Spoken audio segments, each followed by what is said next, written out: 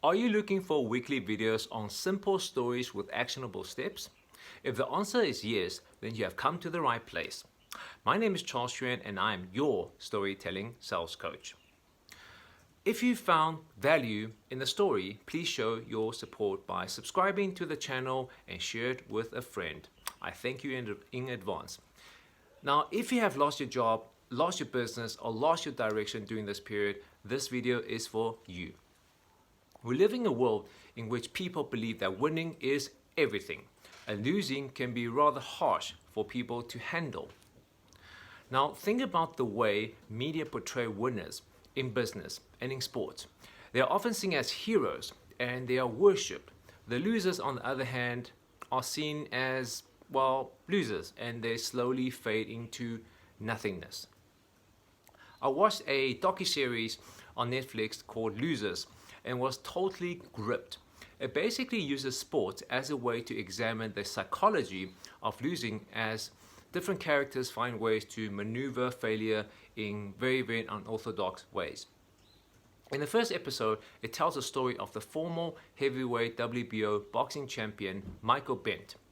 Now, Michael, even though he was pushed into boxing at a very young age by his domineering father, as it was his father's dream and not Michael's dream to become a boxing champ. Now, nevertheless, Michael went on to become one of boxing history's most accomplished amateur athletes. He was destined for greatness until he turned professional.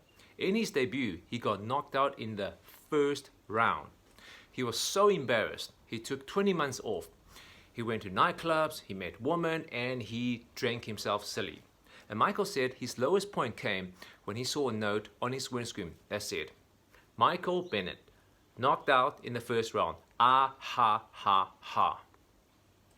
Now, at this point, I want to tell you there are two ways of looking at the situation. The first one is a finite view, meaning everything is limited with fixed rules. Think of a game of soccer, rugby, or basketball. The team that scores the most points at the end of the game wins. Clear. The rules are clear. The second one is an infinite view that is more boundless. There's no set rules and the length of play is not as rigid. There's no real winning in an infinite game. Now, the objective of an infinite game is to continue playing. And I think business and life falls into this category. Now, Simon Sinek explained the idea in greater detail in his book, The Infinite Game. Now, back to Michael. Michael did win the WBO heavyweight belt by defeating Tommy Morrison. However, he also started and ended his boxing career with both losses. Michael decided to play the infinite game and continued playing. He went on to study radio, TV, and he moved to Hollywood to become an actor. And he coached boxing for other Hollywood stars. He landed the role of Sonny Liston in a Michael Mann's Ali opposite Will Smith. He was also the consultant for Clint Eastwood's in the Academy-winning movie $1 Million Baby. Great movie, by the way.